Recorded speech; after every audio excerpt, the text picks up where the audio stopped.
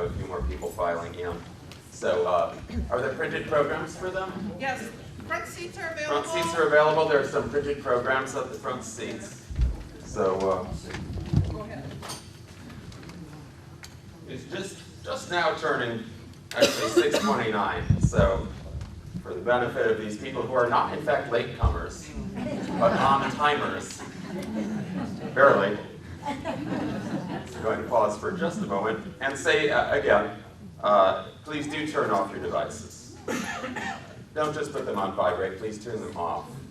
Let's go back to a time when we didn't have those damn things, all right? Let's just throw them away for now. And remember a time when we could focus on something as important as John Steinbeck for 70 minutes without having to also know what else is going on in the world, right? Because nothing is as important as the stories he told me, the points he was making, and the witness that he was bearing. John Ernst Steinbeck Jr. was born in 1902, died young, 66, in 1968. He was born and raised in Salinas, California. His father was the Monterey County treasurer. His mother, a school teacher who passed along to young John her love of reading and writing. John attended Stanford for 5 years, leaving in 1925 without a degree. He threw himself into his writing with the financial support of his father. This is something to think about, parents of creatives, or grandparents of creatives, who might be in the audience today.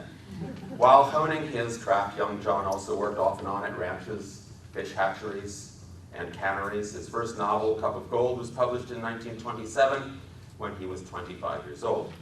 Over the next 3.5 decades, 30 more books would follow, nearly a book a year, along with several plays and feature-length screenplays. He won the Pulitzer in 1940 for The Grapes of Wrath, and the Nobel Prize in Literature in '62, the year that Travels with Charlie in Search of America was published.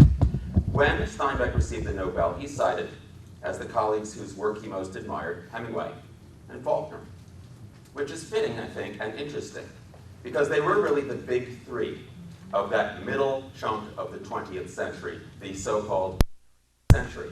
If we think of that century in roughly 30 to 35-year intervals, we've got the period before the Great Depression, then we've got Steinbeck's era, bordered on both ends by times of social turmoil. The Great Depression at the beginning and the civil rights movement of the early 60s at the other end. And then we have that last third where I came in, born in 1961. Okay? But that core of the American century, chronicled so well by Steinbeck and Hemingway and Faulkner, and not by anyone better than John Steinbeck. Hemingway and Faulkner, great writers, primarily stylists who focused on the craft and the way in which the writing was presented. Hemingway going to this ultra-concise economical style, and Faulkner going in completely the other direction with multi-layered, dense prose. And for Steinbeck, it was really about the content and the characters and the contents of one's character. And his style was chameleonic. It would change depending upon the needs of the piece that he was writing, something that, as a writer, I've sort of picked up from him. The notion that you don't have any set style so that someone would read a passage and say it's a Steinbeck, the way you can with Hemingway or Faulkner. It really gets back to what Frank Lloyd Wright said about architecture: form follows function. And so it did, I think, in Steinbeck's work. But moreover, more so than Hemingway, more so than Faulkner, more so than any other writer of his time, Steinbeck was the foremost chronicler of his times and unflagging advocate for the less fortunate. Is that relevant today? You bet it is. Will it always be? Doesn't the scripture passage say you will have the poor always? But see, for Steinbeck, that's not the end, that's the beginning. Just as I think for Jesus Christ, that was not the end, that was the beginning. You'll have the poor with you always. That's not a chance to just say, okay, well then, don't even bother. Rather, it's, therefore, what is it incumbent upon us to do on their behalf? So let's start with the Bison Man, 1937. It's been more than 3/4 of a century now since the 1-2 punch of the Bison Man and the Grapes of Wrath. And this is, of course, where my presentation takes its title of Steinbeck plus 75. This is arguably the great American short novel. And it is a Depression-era story of loneliness, and friendship, of persecution and sacrifice, of dreams versus reality. When I say that it is a story of loneliness, I'm talking not about the two central characters, but about everyone else, because it is, in its supporting cast, the story of a black man named Crooks, alone among racist whites, the story of an old man, Candy, the mule skinner, alone among the young and strong, and of a woman known only as Curly's wife. She's not even given a name in the book, which itself is rather telling. A woman on a ranch where everyone else is male. The nearest town is Soledad, which is Spanish for solitude, and which houses a penitentiary. These characters are imprisoned by their loneliness. Then there's George and Lenny. They are not lonely, they have each other. George is smart and small and canny and big-hearted. And big-hearted enough to take the burden of Lenny on and decide that this retarded man, this giant, hulking giant of a retarded man, is somehow George's responsibility. The title of the book, of course, comes from Robert Burns' 1785 poem, To a Mouse I'm Turning Her Up in the Nest with the Plow, accidentally. The best laid schemes of mice and men gang aft agley, in other words, go often awry, and leave us naught but grief and pain for promised joy. So with that as an introduction, here's the last scene from Of Mice and Men. And there are some seats up front for you latecomers with programs. I think we've run out of programs, but not in the front row. This is not Blue Man Group. No one's going to get wet up here. Not at all. Nope, just trying to get some business out of the way before we get deep into the work itself. Great, and there's a couple programs here. Let's get one of these away. Put 2 seats up here, 2 seats together up here. So, Of Mice and Men. You need to know going into this scene is that a week earlier when George and Lenny, who are basically transient workers, came to this ranch. The night before they arrived at the ranch, they were in the forest and they made a fire and ate together, and George said, if something goes wrong, Lenny, like it sometimes does with you, meet me back here. Something has gone very wrong indeed. Lenny has accidentally killed Curly's wife, and in fact, remembers to come back to the site. Suddenly, Lenny appeared out of the brush as silently as a creeping bear moves, and came quietly to the pool's edge. He knelt down and drank, barely touching his lips to the water. When a little bird skittered over the dry leaves behind him, Lenny's head jerked up, and he strained toward the sound with eyes and ears until he saw the bird, and then he dropped his head and drank again. When he was finished, he sat down on the bank with his side to the pool so that he could watch the trail's entrance. He embraced his knees and laid his chin down on top of them. The lights climbed out of the valley, and as it went, the tops of the mountains seemed to blaze with increased brightness. Lenny said softly, I didn't forget, you bet. Hide in the brush and wait for George. And he pulled his hat down low over his eyes and said, oh, George is going to give me hell. George is going to wish he was alone and not have me bothering him. He turned his head and looked at the bright mountaintops. I could go right up there and find a cave, he said, then continued sadly, I probably wouldn't never have no ketchup again, but I wouldn't care. If George don't want me, I'll go away. I'll go away. George came quietly out of the brush and said, what the hell are you moaning about? George! Lenny got up on his knees. You ain't gonna leave me, are you, George? George came stiffly near and sat beside him. No, Lenny, I'm not. I know it, Lenny cried. You ain't that kind. George was silent. Lenny said, George? Yeah. I've done another bad thing. Don't make no difference, said George, then fell silent again. Only the topmost ridges were in the sun now. The shadow in the valley was blue and soft. From the distance came the sound of men shouting to one another. The approaching lynch mob, George knew, bound and determined to string Lenny up without trial. George turned his head and listened to their shouts. Lenny said, George, yeah, ain't you gonna give me hell? Give you hell? Sure, like you always done before. Like, if I didn't have you, I'd take my $50. Jesus Christ, Lenny, you can't remember nothing that happens, but you remember every word I say. Well, ain't you gonna say it? George shook himself, then said woodenly, if I was alone, I could live so easy. His voice was monotonous with no emphasis. I could get a job and not have no mess. He stopped. Go on, said Lenny, and when the end of the month come, I could take my $50 and go to a cat house or something. He stopped again. Lenny looked eagerly at him. Go on, George. Ain't you gonna give me no more help? No, said George, I'm not. Well, I could go away. I could go right off in them hills and find a cave if you don't want me. George shook himself again and said, no, Lenny, I want you to stay with me here. Well, then tell me like you've done before. Tell you what? About the other guys and about us. Guys like us, said George. They got no family. They make a little steak and then they blow it. They ain't got nobody in the world that gives a hoot in hell about them. But not us, cried Lenny happily. Tell about us now. George was quiet for a moment. But not us. Because I've got you, and I got you. We got each other, George, that's what. The little evening breeze blew over the clearing, and the leaves rustled and the wind waves flowed up the green pool, and the shouts of the approaching mob sounded again, this time much closer than before. George took off his hat and said shakily, take your hat off too, Lenny. The air feels fine. Lenny removed his hat dutifully and laid it on the ground in front of him. The shadow in the valley was bluer now, and the evening coming on fast. On the wind, the sound of crashing in the brush came to the two of them. Lenny said, tell how it's gonna be. George had been listening to the distant men. Look across the river, Lenny, he said, and I'll tell you so you can almost see it. Lenny turned his head and looked off across the pool and up the darkening slopes. We're gonna get a little place, George began. He reached into his side pocket and brought out the Luger.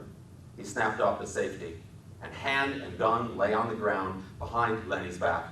He looked at the back of Lenny's head, at the place where spine and skull joined. A man's voice called from up the river, and another man answered. Go on, said Lenny. George raised the gun, and his hand shook, and he dropped his head to the ground again. Go on, said Lenny. How's it gonna be? We're gonna get a little place? We'll have a cow, said George. And we'll have maybe a pig and chickens, and down the flat we'll have a little piece of alfalfa. For the rabbits, Lenny shouted. For the rabbits, George repeated. And I get to tend them rabbits. And you get to tend them rabbits. Lenny giggled with happiness. And we'll live on the fat of the land. Yes. Lenny turned his head. No, Lenny. Look down there, across the river, like you can almost see the place. Lenny obeyed. George looked down at the gun. There were crashing footsteps in the brush now. George turned and looked off toward them. Go on, George. Well, when are we going to do it? We're going to do it soon, Lenny, real soon. Me and you and me. Everybody's going to be nice to you. Ain't going to be no more trouble. Nobody going to hurt nobody anymore. Lenny said, I thought you was mad at me, George. No, said George. No, Lenny, I ain't mad. I never been mad at you, and I ain't now. And that's the thing that I want you to know. The voices came close. George raised the gun and listened to the voices as Lenny begged, let's do it now. Let's go get that place now. Sure, said George, right now. I got to. We got to. And George raised the gun and steadied it, and he brought the muzzle close to the back of Lenny's head. The hand shook violently, but his face set and his hand steadied. He pulled the trigger. The crash of the shot rolled up the hills and rolled down again. Lenny jarred, then settled slowly forward to the sand, and he lay without quivering.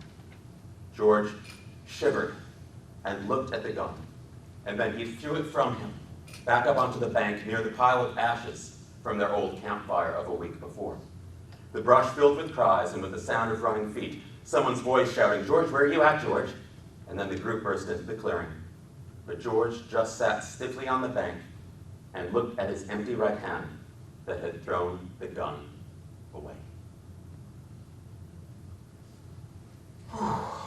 It is one of the most poignant, powerful scenes in American literature.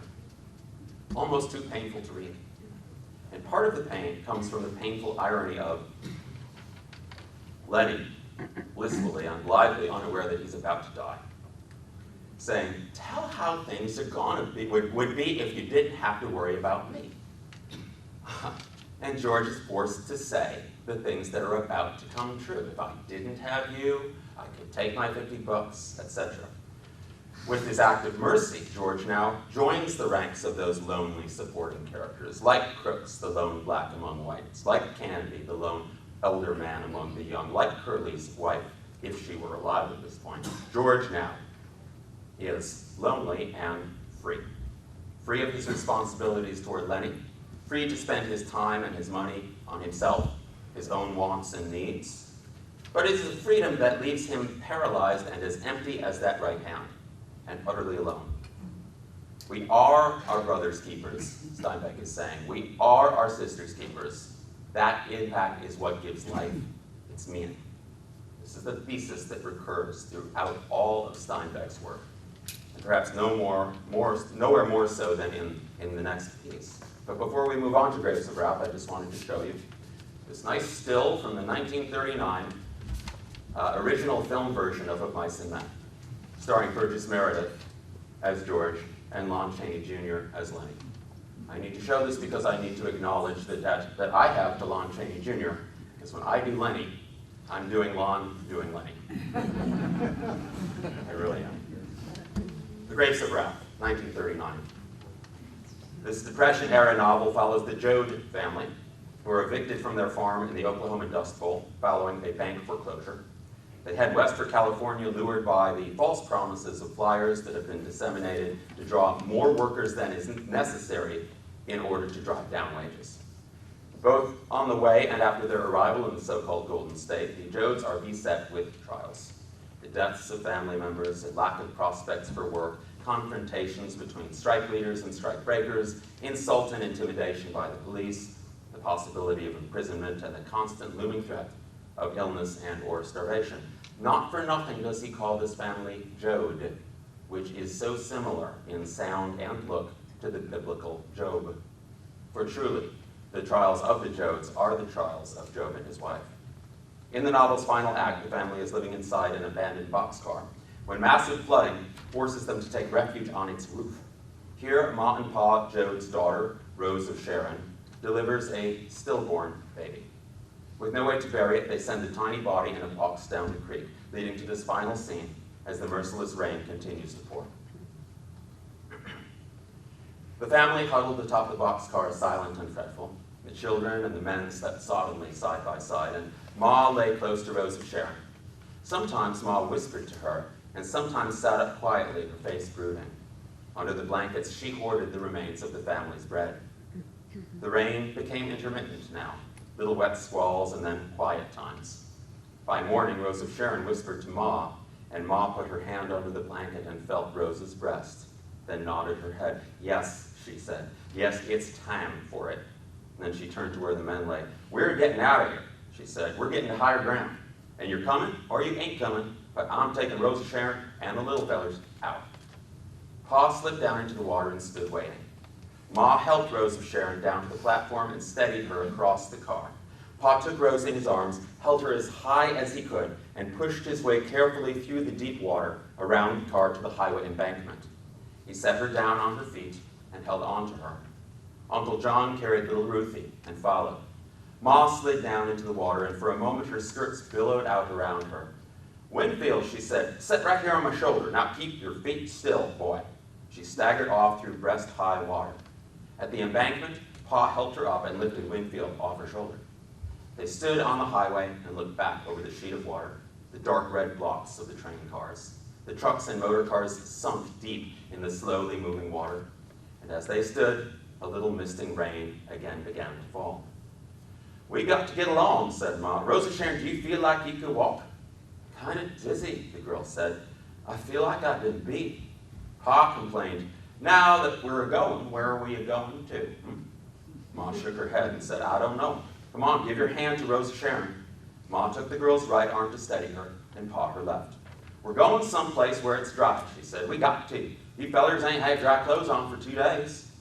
They moved slowly along the highway. They could hear the rushing of the water in the stream beside the road. Ruthie and Winfield marched together, splashing their feet against the road. They went slowly. The sky grew darker and the rain thickened. There was no traffic on the highway. "We got to hurry," said Mom. "If this here girl gets good and wet, well, I just don't know what'll happen to her." Pa reminded Ma, "You ain't said yet where we're hurrying to." The road curved along beside the stream. Ma searched the land and the flooded fields. Far off the road, on the left, on a slight rolling hill, a rain-blackened barn stood. "Look," said Mom. "Look there. I bet it's dry in that barn. Let's go there till the rain stops." Pa sighed and said, "We'll probably just get run out by the fellow that owns it." From the right of the road came a sharp swish. Ma cried out, "Hurry up, there's a big rain coming. Let's go through the fence here, it's shorter. Come on now, bear up, Rosa Sharon." They half-dragged the girl across the ditch and helped her through the fence. And then the storm struck them. Sheets of rain fell on them. They plowed through the mud and up the little incline. The black barn was nearly obscured by the rain, which hissed and splashed as the growing wind drove it along. Rose of Sharon's feet slipped and she dragged between the two supporters. Ma turned to her husband and said, "Pa, can you just carry her?" Pa leaned over and picked Rose up. "We're all wet through," he said. "Hurry up, Winfield. Ruthie, you run on ahead." They came panting up to the rain-soaked barn and staggered into the open end. There was no door. A few rusty farm tools lay about it, this plow and a broken cultivator, an iron wheel. The rain hammered down on the roof and curtained the entrance. Pa gently set Rose of Sharon down on an oily box. "God Almighty," he said. Ma said, "Look, there's some hay inside. Come on in, everybody." It was dark within. A little light came through the cracks between the boards. "Lay down, Rose of Sharon," Ma said. "Lay down and rest, and I'll try to figure some way to dry you off." Winfield said, "Ma," and the rain roaring on the roof drowned out his voice. "Ma, what is it? What do you want? Ma, look in the corner." Ma looked. There were two figures in the gloom, a man who lay on his back, and a boy sitting beside him, eyes wide, staring at the newcomers. As she looked, the boy got slowly to his feet and came toward her. His voice croaked out, "Do you own this here place?" "No," Ma said. "We just come in out of the wet. Got us a sick girl. Do you got a dry blanket that we could use to get her wet clothes off her?" The boy went back to the corner and brought out a dirty comforter. He held it out to Ma. "Thank you," she said. "What's the matter with that fellow?" The boy spoke in a croaking monotone. "First he was sick, but now he's starving. He got sick in the cot and he ain't ate for 6 days." Ma walked to the corner and looked down at the man. He was about 50, his whiskery face gaunt and his open eyes vague and staring. The boy stood beside her. "Is that your pa?" Ma asked. "Yeah. And he said he wasn't hungry or he just ate, and he'd give me all the food. Now he's too weak, he can't hardly move." The pounding of the rain decreased to a soothing swish on the roof. The gaunt man moved his lips. Ma knelt beside him and put her ear close. His lips moved again. "Sure," Ma said, "sure. Just be easy. You'll be all right. You just wait till I get them wet clothes off of my girl." Ma went back to Rose. "Now slip him off," she said. She held the comforter up to screen Rose from view. And when Rose was naked, Ma folded the comforter about him. The boy was back at her side now, explaining, "I didn't know. He said he ate, or he wasn't hungry. Last night I went in Buster Winter and stole some bread. I made him chew her down, but he picked it all up, and then he was weaker still. He got to have soup or milk. You folks got money to get some milk?" Ma said, "Hush, don't worry, we'll figure something out." Suddenly the boy cried, "He's dying, I tell you, he's starving to death." "Hush," said Ma. She looked at Pa and Uncle John, standing helplessly, gazing at the sick man. She looked at Rose of Sharon, huddled in the comforter. Ma's eyes passed Rose of Sharon's eyes and then came back to them. And the two women looked deep into each other. The girl's breath came short and gasping as she said, "Yes." Ma smiled. "I knowed you would. I knowed it." She looked down at her hands tight-locked in her lap. Rose of Sharon whispered, "Will you all just please go out now?" The rain whisked lightly on the roof. Ma leaned forward, and with her palm, she brushed back the tousled hair from her daughter's forehead, and she kissed her there. Ma got up quickly. "Come on, you fellas," she called out. "You come out to the tool shed with me." Ruthie opened her mouth to speak. "Hush," said Ma. "Hush and get." She herded them all out. For a moment, Rose of Sharon sat still in the whispering barn. Then she hoisted her tired body up and drew the comforter about her. She moved slowly to the corner and stood looking down at the man's wasted face and into his wide and frightened eyes. Then slowly she lay down beside him. He shook his head from side to side. Rose of Sharon loosened one side of the blanket and bared her breast. "You got to," she said. She squirmed closer to him and pulled his head toward her. "There," she said, "right there." Her hand moved behind his head and supported it. Her fingers moved gently in his hair. She looked up and across the barn, and her lips came together and smiled mysteriously. If that's impactful in 2014, imagine in 1939, right? A lot to say here. I'll start with Tom Joad. One of the strongest, most heroic female characters in American literature. I'll now say the same sentence and take out a few modifiers, and it will still be true. One of the strongest, most heroic characters of either gender in any country's literature. She embodies the drive to survive and to caretake others, not just her family, but whoever else in need she encounters along the way. She is a force of nature. That storm's got nothing on her. In a suffering world. I like the inventory Steinbeck provides of the agricultural tools lying unused, gathering dust. It calls to mind both the lost farm that was foreclosed upon back in Oklahoma and the dream farm in the Golden State that never came to be. That cultivator could be fixed, that iron wheel could be propped up and attached to something, and the Joads could use that equipment and that land that is right now just lying wasted. The title, The Grapes of Wrath. Of course, it's from the Battle Hymn of the Republic. "Mine eyes have seen the glory of the coming of the Lord. He is tramping out the vintage where the grapes of wrath are stored." Before that was the Battle Hymn of the Republic. It was John Brown's Body Lies a Mouldering in the Grave, an anti-slavery song written by a troop of Union soldiers from Massachusetts as they went off to fight in the Civil War.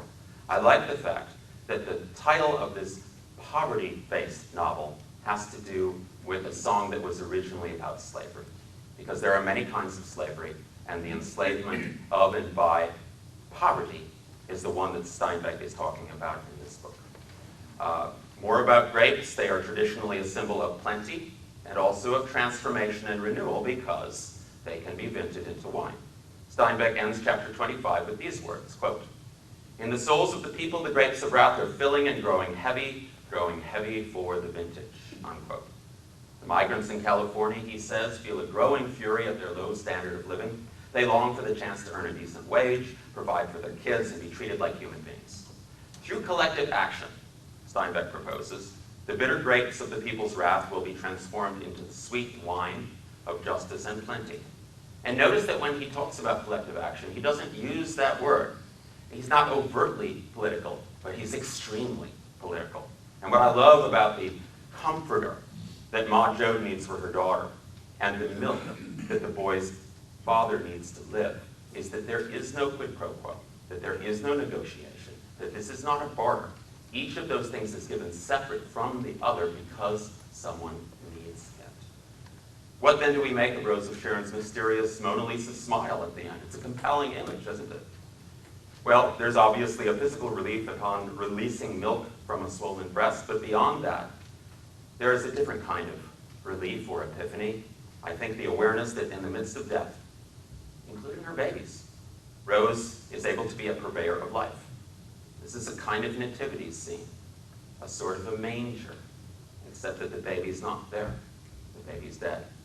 But the Christ is there through Rose. She is Christ in this scene. And this is probably the most empowered that Rose of Sharon Joad has ever felt in her life. And where does that come from?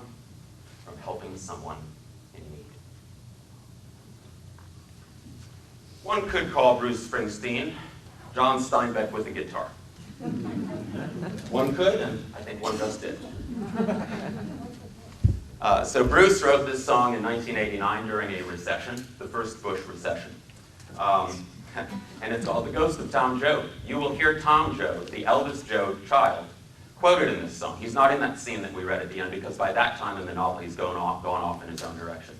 But you'll hear his parting words to Ma repurposed into this song, The Ghost of Tom Joad. Man walking down the railroad track, going someplace ain't no going back. Highway patrol coming over the ridge, soup on a campfire under the bridge, shelter line stretching around the corner.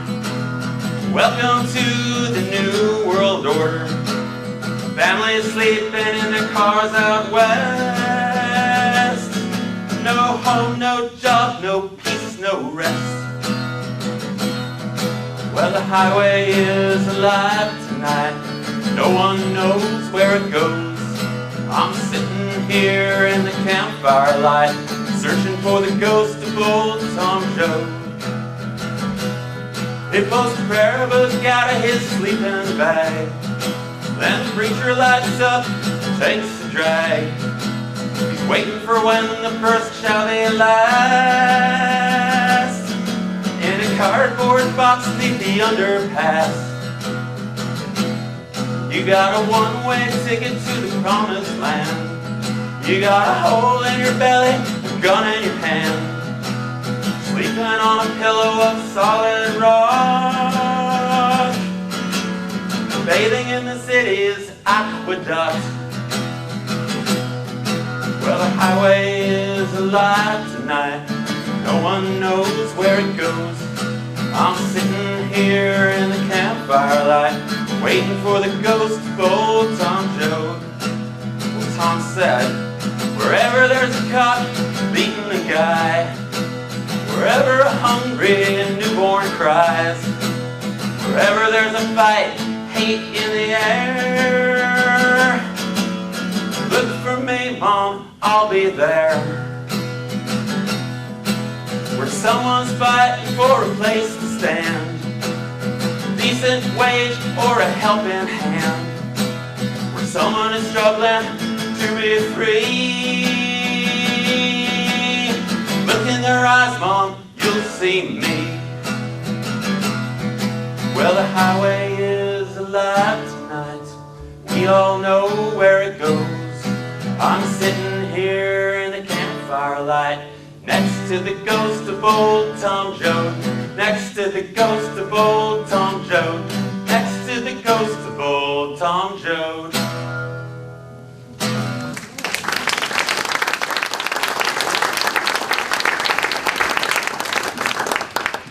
Thank you.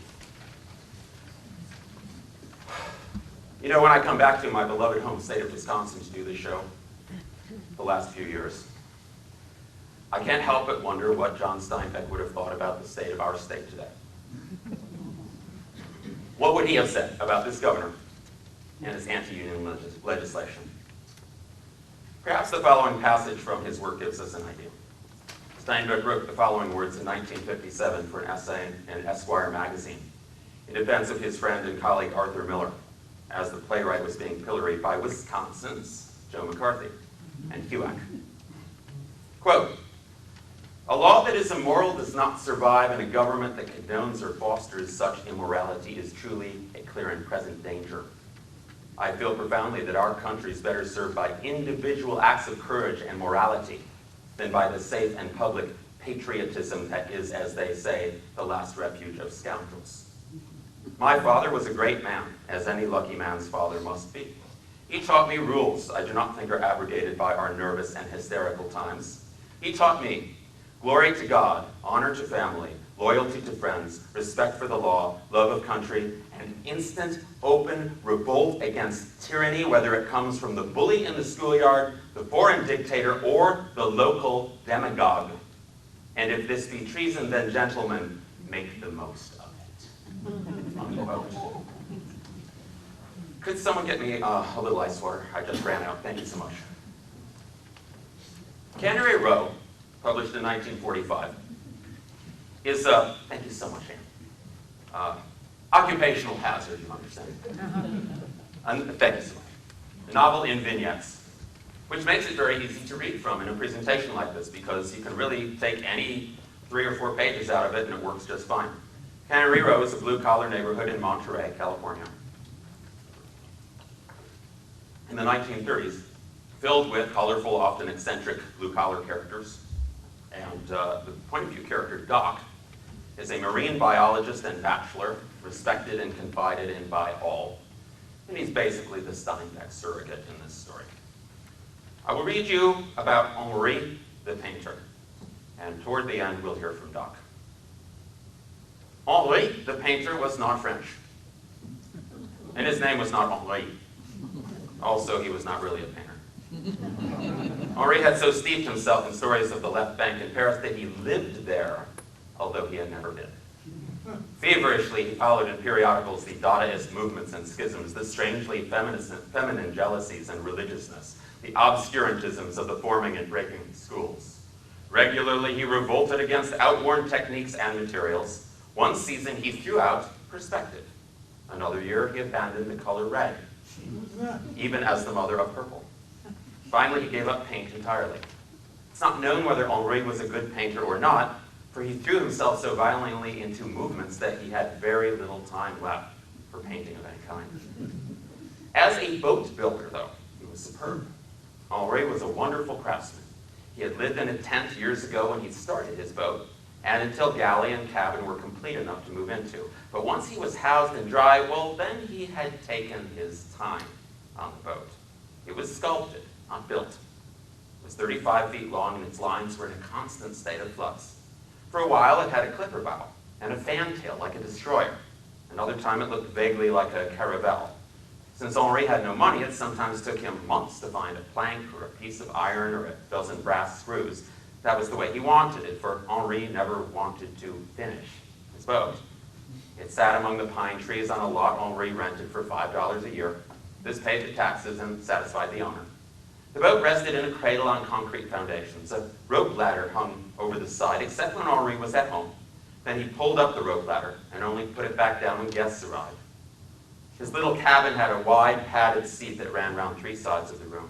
On this he slept, and on this his guests sat.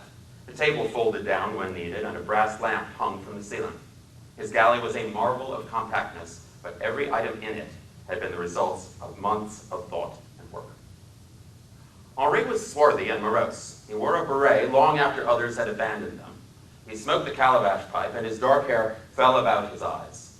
Henri had many friends, whom he loosely classified as those who could feed him, and those whom he would have to feed. His boat had no name. Henri said he would name it when it was finished. Henri had been living in and building his boat for 10 years. During this time, he had been married twice and had promoted a number of semi-permanent liaisons. And all of these young women had left him for the same reason. The 7-foot cabin was too small for 2 people. They resented bumping their heads when they stood up, and they definitely felt the need for a toilet.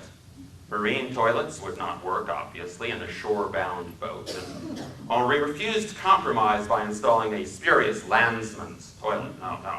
So he and his friend of the moment had to stroll away among the pines, and one after another his loves left him. Just after a girl called Alice left him, a very curious thing happened to Henri. Each time he was left alone, he mourned formally for a while, but actually he felt a sense of relief. He could stretch out in his little cabin. He could eat what he wanted. He was glad to be free of the endless female biologic functions for a while. It had become his custom each time he was deserted to buy a gallon of wine, stretch out on the comfortably hard bunk, and get drunk. Sometimes he cried a little all by himself, but he usually had a wonderful feeling of well-being from it. He would read Rimbaud aloud with a very bad accent, marveling all the while at his fluid speech. It was during one of his ritualistic mournings for the lost Alice that the strange thing began to happen. It was night, and his lamp was burning, and he had just barely begun to get drunk when suddenly he knew that he was no longer alone. He let his eye wander cautiously up and across the cabin. And there on the other side sat a devilish young man, a dark and handsome young man. His eyes gleamed with cleverness and spirit and energy, and his teeth flashed. There was something very dear and very terrible in that face. And beside him sat a golden-haired little boy, hardly more than a baby. The man looked down at the baby, And the baby looked back and laughed delightedly as if something wonderful were about to happen. The man looked over at Henri and smiled, then glanced back at the baby. From his upper left vest pocket, the man took an old-fashioned straight razor, opened it, indicated the child with a gesture of his head. He put a hand among the curls, and the baby laughed gleefully, and then the man tilted the chin and cut the baby's throat. And the baby went right on laughing. But Henri was howling with terror. It took him a long time to realize that neither the man nor the baby was still there, if they ever had been. Henri, once his shaking had subsided a bit, rushed out of his cabin, leaped over the side of the boat, and hurried away down the hill through the pines to Cannery Row. Doc was in the basement working when Henri burst in. Doc went on working while Henri told about it. And when it was over, Doc looked closely at him to see how much was actual fear and how much was theater. And it was fear. Is it a ghost, do you think? Henri demanded. Is it some reflection of something that has happened? Or is it some Freudian horror out of me? Or am I just completely nuts? I saw it, I tell you, it happened right in front of me as plainly as I see you now. I don't know, said Doc. Well, will you come up with me and see if it comes back? Oh, no.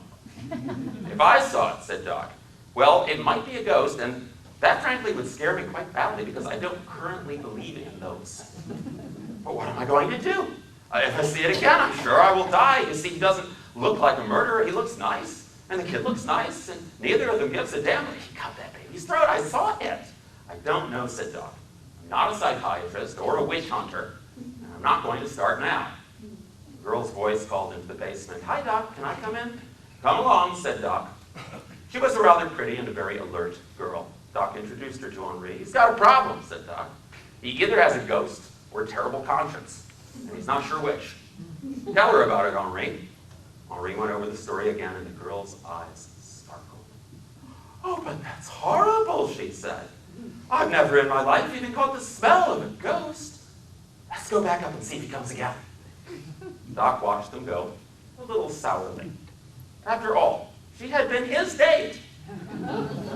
The girl never did see the ghost, but she proved fond of Henri. And it was 5 full months before the cramped cabin and the lack of a toilet drove her out.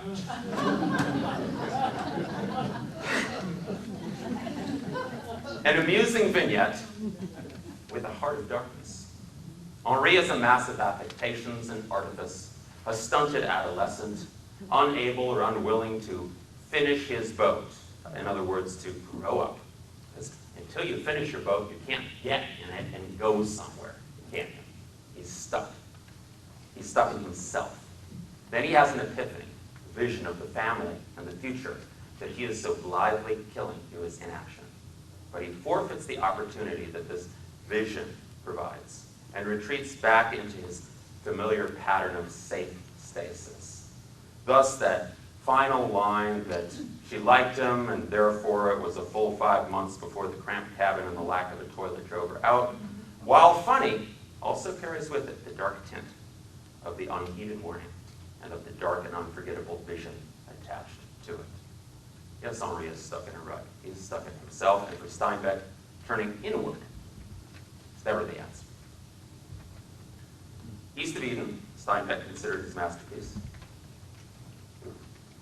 To read you from chapter 2 because, I'm sorry, I'm a sponge tonight. I promise not to guzzle straight from it, tempting though that may be. I could put my face down into it like Lenny and just lap it up. Yeah, right, a big gulp would be great. Or maybe a nice big stein or something would be good. Later. All right. Most people know the movie East of Eden better than the book. And the thing is, it's a fine film that made James Dean a star, but it focused exclusively on the last about 30 to 35% of the novel. And I'm going to compensate for that here by reading to you from early in the piece, early in the book, from chapter 2. First, just a note about the title. It comes from Genesis 4:16. Cain went out from the presence of the Lord and dwelt in the land of Nod on the east of Eden. The novel's characters, like the first biblical family, have been expelled from moral paradise and are forced to contend with the world of human evil and sin. What's more, Cain's famous retort to God after killing Abel am I my brother's keeper, is reworded slightly in the novel and given to the character Cal, the James Dean character. So from chapter 2. This is 1952. When a child first catches adults out, when it first enters his grave little head, that adults do not have divine intelligence. Their judgments are not always wise, their thinking always true, and their sentences just. Then his world drops into panic. The gods are fallen, and all safety gone.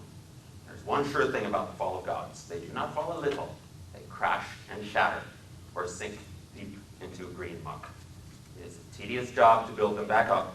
They never quite shine. And the child's world is never quite whole again.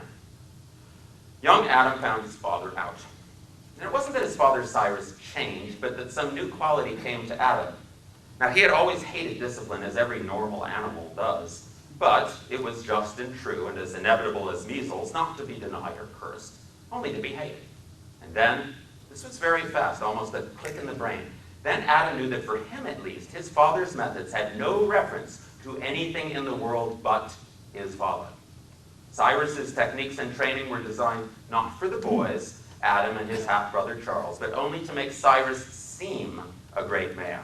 And that same click in the brain told Adam that his father was not a great man, that he was merely a very strong-willed and concentrated little one-legged man wearing a huge fuzzy hat. Who knows what causes this? Some look in the eye, a lie found out, a moment of hesitation, then God comes crashing down in a child's brain. Young Adam was always an obedient child. Something in him shrank from violence, from contention, from the silent, shrieking tensions that can rip at a house. He contributed to the quiet he wished for by offering no violence, no contention. And to do this, he had to retire into secretiveness, since there is some violence in everyone. He covered his life with a veil of vagueness, while behind his quiet eyes, a rich, full life went on. This did not protect him from assault, but it allowed him a partial immunity. His half-brother Charles, just over a year younger, grew up with their father's assertiveness. Charles was a natural athlete with instinctive timing and coordination and the competitor's will to win over others, which makes for success in our world. Young Charles won all contests with the older Adam, whether they involved skill, strength, or quick wit, and he won them so easily that quite early on Charles lost interest and had to find his competition among other, even older children. Thus it came about that a kind of affection grew between the two boys, but it was more like an association between brother and sister than between brothers. Charles fought any boy who challenged or slurred his older brother, and Charles usually won.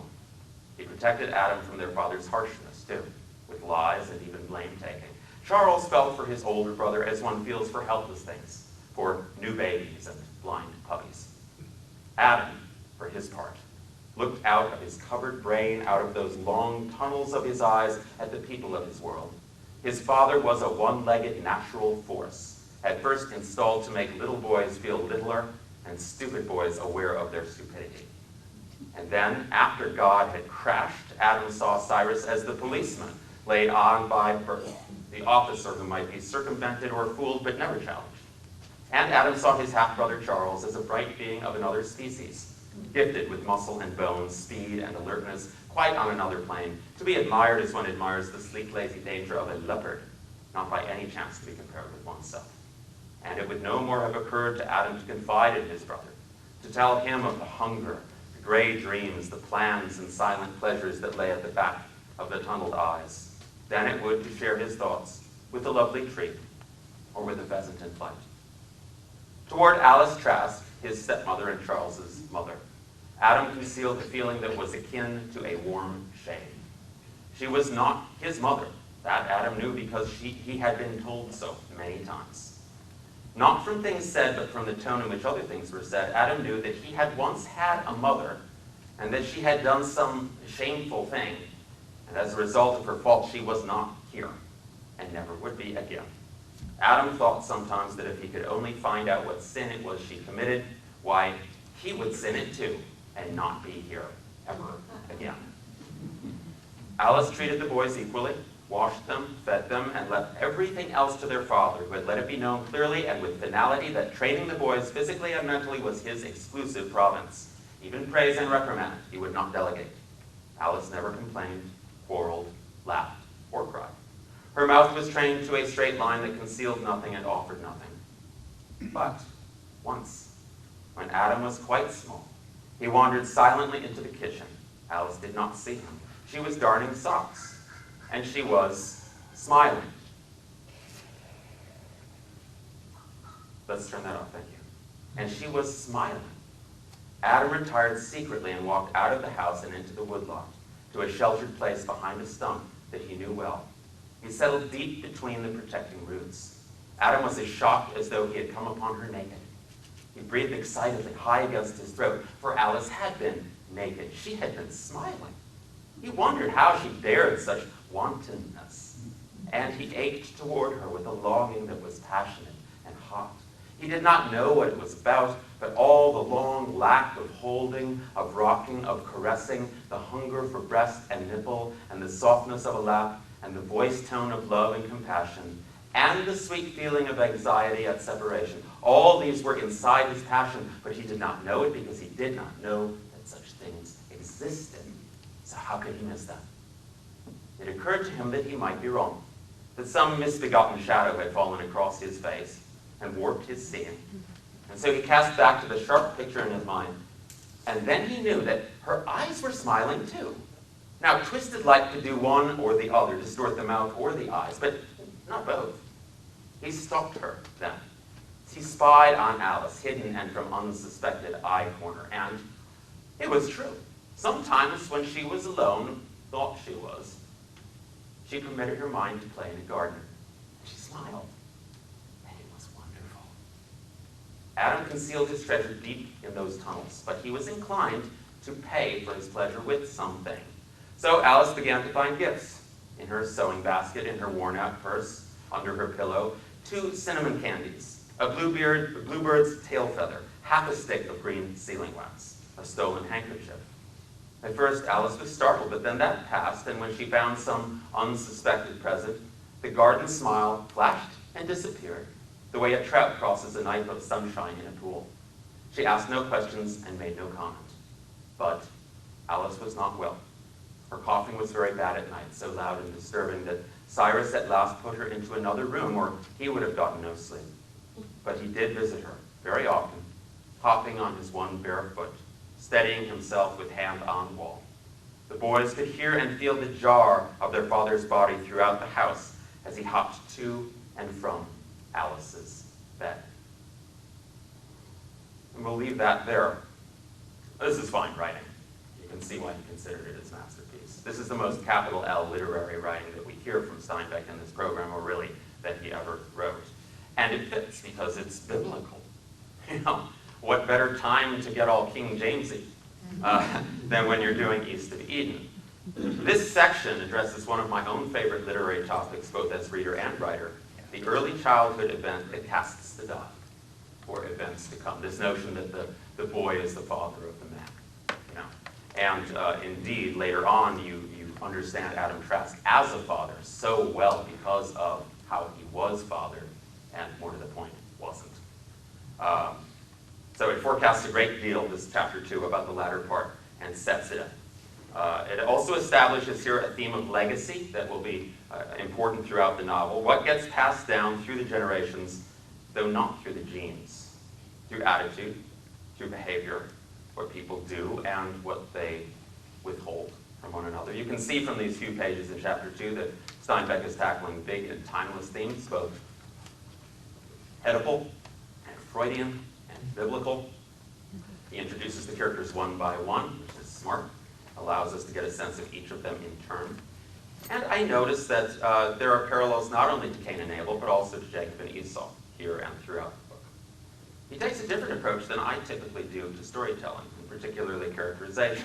I tell my writing students to avoid summary and synopsis, and to simply put us in the moment of a specific scene, and bring that moment to life and vivid detail.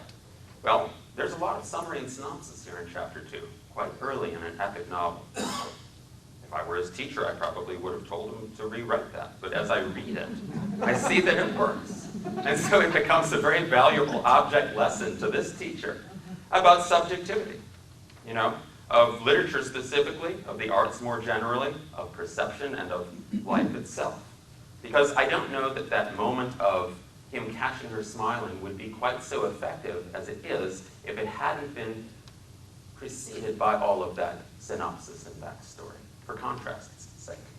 For young Adam, life outside Eden, east of Eden, means a childhood without a mother's love, without what Joseph Campbell would call the meeting with the goddess. We are all of us in this world living outside paradise, Steinbeck says, some of us farther outside than others. And so it is up to us to caretake and love one another out here, east of Eden, in Waupaca. Or wherever. 1960. Steinbeck was 58. He traveled nearly 10,000 miles in an improvised mobile home with his black standard poodle, Charlie. They traveled counterclockwise across the continent, the outer perimeter of the continental United States. And I love the fact that they went counterclockwise, because they started up here in Sag Harbor, New York, where he was living at the time with his wife and their dog, and came up across the northern border with Canada and down through the Pacific Northwest, through his beloved California, down to the Southwest, Texas, up through the Deep South. And by going counterclockwise, by reversing the direction of the hounds, he ends up in the Deep South. Another time, an earlier time. Goes back to the Deep South. And that's what I want to read to you from. Charlie is a tall dog. As he sat in the seat beside me throughout our journey, his head, with its mop of black curls, was almost as high as mine. He would put his nose close to my ear and say, "Beth." He's the only dog I've ever known who can pronounce the consonant F. This is because his front teeth are crooked, a tragedy that keeps him out of dog shows. Because his upper front teeth slightly engage his lower lip, Charlie can say, "Beth," which usually means he'd like to salute a bush or a tree. So I would open the cab door and let him out. Went about his ceremony. He doesn't have to think about it to do it well. It's my experience that in some areas, Charlie is more intelligent than I am. But in others, he is abysmally ignorant. He can't read, drive the car, and has no grasp of math. But in his own field of endeavor, which he was now practicing, the slow, imperial sniffing over and anointing of an area, in this he has no peer. Of course, his horizons are limited. But then, how wide are mine? A bit wider now, I suppose, for having completed this trip.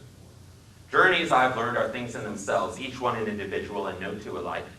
People don't take trips. Trips take people.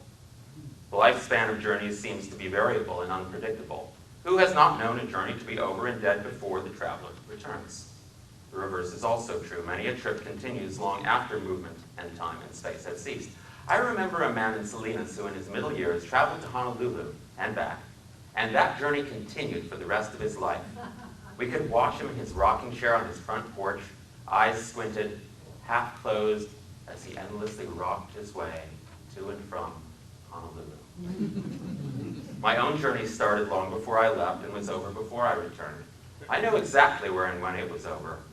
It was in the Deep South. One evening I gave a ride to a nice-looking young man who was somewhere between 30 and 40. His hair was nearly ash blonde, worn long and clearly treasured since he walked at it with a pocket comb unconsciously and often. He wore a light gray suit that was travel-wrinkled and stained. He carried the jacket over his shoulder. His white shirt was open at the collar. His speech was the deepest South I had heard so far. He asked where I was going, and when I told him I aimed toward Jackson and Montgomery, he begged a ride with me. When he saw Charlie, he said, he thought at first I'd, quote, had a nigger in there. I let that go. Charlie jumped into the back, and my passenger settled himself comfortably, and I drove. The man combed back his hair. "Of course," he said, "of course, I can tell right off you're from the north." "Oh, you've got a good ear." "Oh, I get around." I think I was responsible for what happened next. If I could have kept my mouth shut, I might have learned something of value. But there is the restless night to blame, and the length of the journey, and the nervousness. Then, too, Christmas was coming, and I found myself thinking of getting home more often than a committed reporter really should. We established that I was traveling the nation and that he was on the lookout for a job. "You come up the river," he said. "Did you see the doings in New Orleans?" I knew that he meant the disruption of school integration by the so-called cheerleaders. "Yes, I saw that." "Oh, wasn't they something?" Does your heart good to see somebody do their duty, huh? I think it was there that I went haywire. I should have grunted and let him read what he wanted in it, but a nasty little worm of anger began to stir in me. Oh, they're doing it out of duty, are they? Oh, sure, God bless them, he says. Someone's got to keep the goddamn niggers out of our schools. There comes a time when a man's got to sit down and think, and that's the time you got to make up your mind to sell your life for something you believe in. Did you decide to do that? I sure did, me and a lot more like me. And what do you believe in exactly? Well, I'm not just about to allow my kids to go to school with no niggers. And I'll sell my life for that, but I aims to kill me a whole flock of them before I go. How many children do you have? He swung around toward me. I don't have any, but I aim to have some. And I promise you when I do, they won't go to school with no niggers. And do you propose, I asked, to go selling your life before or after you go having all of these children? I had to watch the road, so I only got a glimpse of his expression. It wasn't pleasant. You sound to me like a nigger lover. I might have known. You troublemakers come down here and tell us how to live. Well, you won't get away with it, mister. We got our eye on you. So I just had this brave picture of you out there selling your life and then somehow having kids. By God, I was right. You are a nigger lover. No, I'm not. And I'm not a white lover either, if it includes those noble cheerladies of yours. His face was very near to mine. You want to hear what I think? No! Put on the brake and pulled off the road. He looked puzzled. What's she stopping for? Ouch. You gonna make me? I reached down into the space between my seat and my car door, where I keep absolutely nothing. Okay, he said, and got out and slammed the door so hard that Charlie wailed with annoyance. I started instantly, but I heard the young man scream, and in the mirror I saw his hateful face and his open, spit-ringed mouth as he shrilled, nigger lover, as long as I could see him, and I don't know how long after. It's true I goaded him, but I couldn't help it.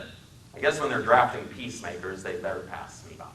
I picked up one other passenger between Jackson and Montgomery, a young Negro student with a sharp face and the look and feel of impatience. He carried 3 fountain pens in his breast pocket, and his inner pocket bulged with papers. I knew he was a student because I asked him. He was alert. The northern sound of my speech relaxed him as much as he is ever likely to relax. We discussed the sit-ins. He'd taken part in them and the bus boycott. I told him what I'd seen in New Orleans. He had been there too. He had expected, but I had found shocking. Finally, we spoke of Dr. King and his teachings of passive but unrelenting resistance. Oh, it's too slow, he said. It'll take too long. There's improvement, I said. Besides, Gandhi proved it's the only weapon that can win against violence. I know that. I've studied Gandhi, but the gains are drops of water, he said, and time is passing. I want it fast. I want action. Action now. That could defeat the whole thing. Yeah, but I might be an old man, he said, before I'm a man at all. I might be dead before. That's true. And Gandhi's dead. Are there a lot like you who want action now? Yeah, some. I don't know how many. I was making him nervous, so we talked of other things then. He was a passionate, articulate young man with anxiety and fierceness just below the surface. But when I dropped him in Montgomery, he leaned through the window and he laughed and said, I'm ashamed. It's just selfishness, but I want to see it. Me. Not just my kids, but me. Not dead. Here, now. Me. I want to see it soon. And then he swung around and wiped at his eye with his hand, and he walked quickly away. With all the polls and opinion posts, with newspapers more opinion than news, so that we no longer know one from the other, I want to be very clear about one thing. I have not intended to present, nor do I think I have presented, any kind of cross-section so that a reader could say, Steinbeck thinks that he's presented a true picture of the South. I don't. I've only told you what a few people said to me and what I saw and heard. I don't know whether they were typical or whether any conclusion can be drawn, but I do know that it is a troubled place and a people stuck in a jam. And I know that the solution when it arrives will not be easy or simple. I feel that the end, equal rights for all, the end is not in question. Rather, it's the means, the dreadful uncertainty of the means. Well, for John Steinbeck, the means of effecting social change was literature. His vivid characterizations of those in dire need and his poignant, empathetic evocation of their struggles undoubtedly played, and plays still, a far greater role than he knew in helping to bring about the more fair and just conditions needed in this nation that he both loved and endlessly challenged to do better.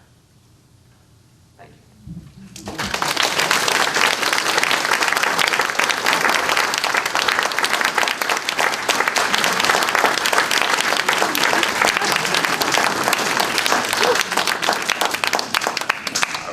That's an hour. Do we have time for questions and comments? About 10 minutes. 10 minutes. I would love to get some more water if possible. And oh, thank you. There we go. Thank you. Yes. Instead of handing me fish, she taught me how to. And so there I go. Yeah. Questions and comments. And I'll also mention again that yes, I will be teaching a writing workshop as I do each year at Bjork Linden in York County at Bailey's Harbor, and it's a week in September. So I have about 8 or 9 of those, and please come up and get one if you're interested. I'd love to sign any of my books to you. Some of them go to charity, and some of them go to that other charity called the Starving Writers Fund. So, did you have a question? Yes. Yeah. Contemporary writers, who do you think would be comparable, if anyone? That's a really good question. I'll repeat for those who might not have heard. Is there a contemporary Steinbeck? Is there a, I've gotten that question before, and I always end up answering it in basically the same way. No. There is, to my mind and knowledge, no novelist today whose work so, I'm not going to say exclusively, but so predominantly addresses the issues that Steinbeck addressed. There are many novelists that do it quite often.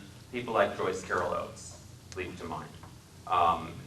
And she is my favorite living author. I heard someone whisper, I don't like her. I have really good hearing. You haven't read enough of her if you don't like her. Read Blackwater. Now I say this as a liberal Democrat. You read Blackwater, which is her take on Chappaquiddick. Oh my God. She puts you in that car with Mary Jo Kopechne, and you will never see Teddy Kennedy the same way again. Okay? That's what Oates does, and that's what Steinbeck did. Bear witness. Bear witness on behalf of those who can't. So I would say Oates comes closest. And honestly, Bruce Springsteen and other protest singers, they are in the Steinbeck camp. And in my work, not as predominantly as Steinbeck, but quite often, I look for opportunities to address these issues as the Elizabeth Warren socialist Democrat that I am. Yes? How about Louise Erdrich or Sherman Alexie? Exactly. Yeah, Erdrich, absolutely. Although I think of her more as more regional and less topical. Not to say that she isn't topical, but I think that she's more about, we're talking like Cloister Walk and Dakota, pieces like that, right? Roundhouse. Okay, yeah. And of course, John Irving, with Cider House Rules. I'm not saying no one's doing it. I'm just saying if you're looking for someone who's doing it 98% of the time and doing it really well without it coming across as op-ed, that was Steinbeck. And I will leave him with that as his legacy, that he was the one who did that and did the hell out of it. And so, in addition to looking for wonderful socially conscious work by contemporary authors, pull old John off the shelf too, and dust him off, and reread these 5 and some of his other wonderful books as well. Yeah? That's my complaint about tonight's lecture. I've read each of these at least 2 times, and now I'll have to read With complaints like that, who needs praise? Thank you, ma'am. Other questions or comments? Questions? Yes, in the back. Where do you put Wallace Stegner? Where do I put Wallace Stegner? I don't, because I've never read him. Gasp, right. Have you read Jane Ann Phillips? See, this is the thing. She's probably my second favorite author, and probably the reason I'm an author today. Jane Ann Phillips grew up in the West Virginia coal country and became one of our most literate authors of literary fiction through very dense, rich, poetic prose in books like Machine Dreams and Motherkind. And in the mid-'80s, when I was in my 20s, I would read Jane Ann Phillips's work and alternately be inspired and rush off to my typewriter and be discouraged and say, why do I even bother trying? And what I finally came to, and I say this to my students who have their own personal literary heroes, most of them I happen to be women, by the way. And they say, I'll never write like him, I'll never write like her, and I say no, and I'll never write like you. You know? Each of us has stories to tell. And really, there's no one better at telling your stories than you are. And that's your only competition, is internally with yourself. So don't worry about what he's doing and what she's doing and what they're doing and what they've done. Just focus on what you're doing and making it as good as you possibly can. Yeah. Could you just talk a little bit about Steinbeck's connection to the Communist Party and why that may or may not have been an albatross around his neck? Steinbeck was not brought up before HUAC, as his friend Miller was. He wrote, as we know, a great deal about collective action and what I would call lowercase s socialism, which is the kind of socialism that I believe in. It's not mandated by a government. You see it in people's day-to-day actions. You see it in the Sermon on the Mount, for that matter. Okay.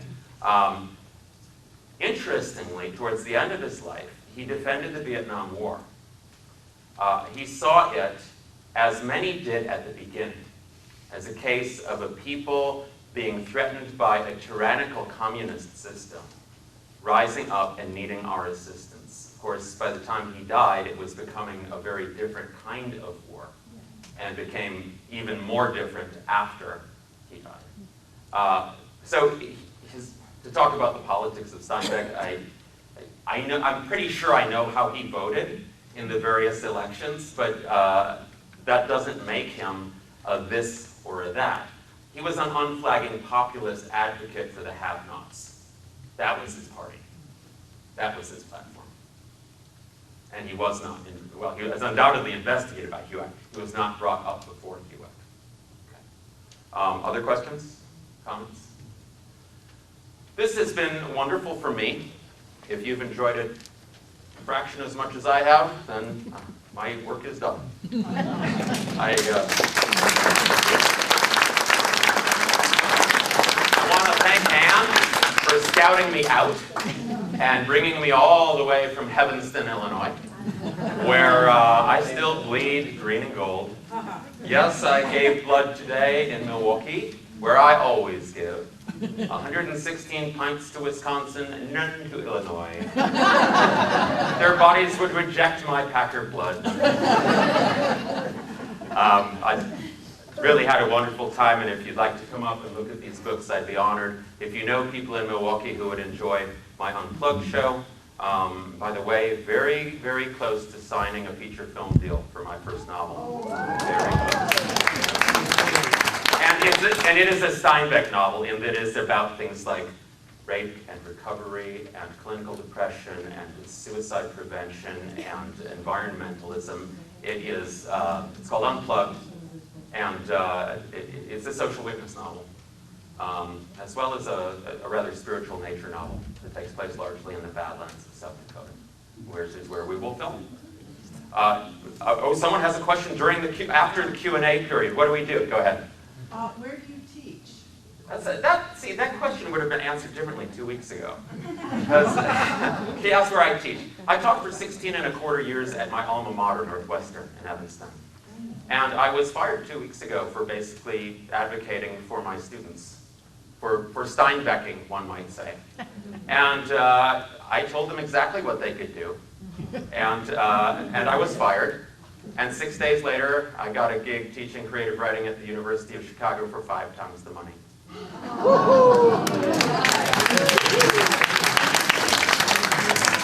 Thanks, everyone.